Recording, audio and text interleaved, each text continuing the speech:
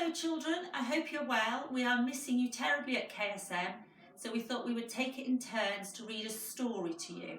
And I've chosen one of my favourite stories from when I was a Blackbirds teacher, and it's called The Tiger Who Came to Tea.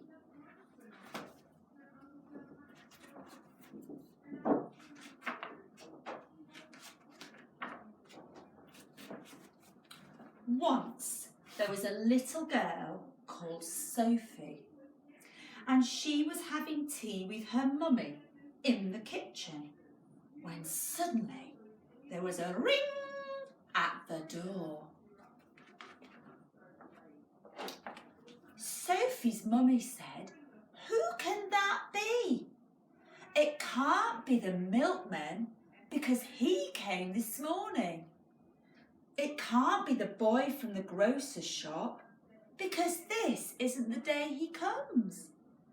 And it can't be Daddy because he's got his keys. We'd better open the door and see." Sophie opened the door and there was a big, furry, stripy tiger. The tiger said, "Excuse me, but I'm very hungry. Do you think I could have tea with you?"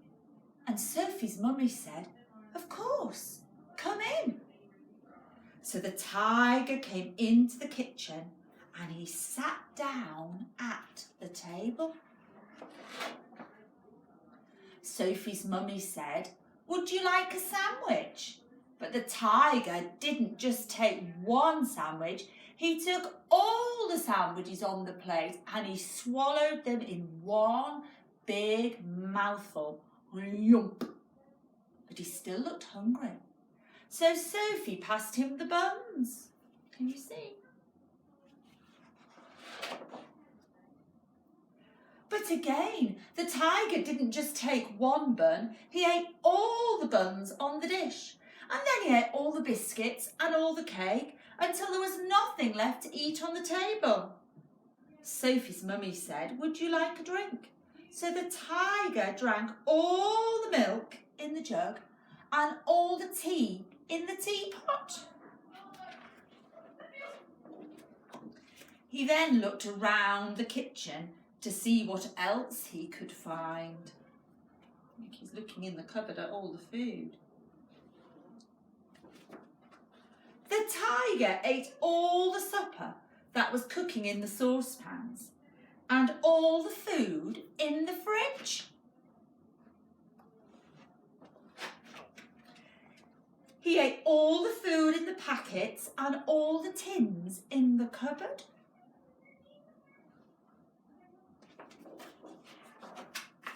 And he then drank all the milk and all the orange juice and all of Daddy's beer. And then he drank all the water in the tap. My goodness me, he was a very hungry tiger. Then he said, "Thank you for my tea. I think I'd better go now." And he went. Sophie's mummy said, "I don't know what to do. I've got nothing for Daddy's supper.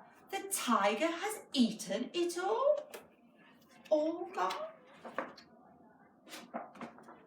And Sophie found she couldn't have a bath because the tiger had drunk all the water in the tap. Just then there was a knock at the door and Sophie's daddy came in. So Sophie and her mum told him what had happened and how the tiger had eaten all the food and drunk all the drink. And Sophie's daddy said, "I know what to do. I've got a very good idea. We'll put on our coats and we'll go to the cafe." So they went out into the dark. All the street lamps were lit and all the cars had their lights on, and they walked down the road to a cafe.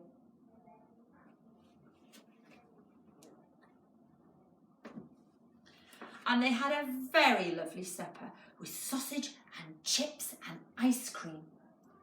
And in the morning, Sophie and her mummy went shopping and they bought lots more things to eat.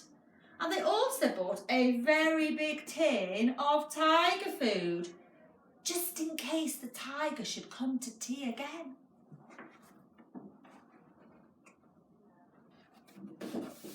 But do you know what? He never, ever did. I hope you like that story, children. This was a story that my mummy used to read to me when I was a little girl, so it's a very, very old story, but it's a story that's very special to me. If you had an animal coming to your house for tea, what sort of animal would you like it to be? Do you think you could draw me a picture and maybe send it into school so I can decorate my office? I'll speak soon and I'll read another story to you another week. Bye!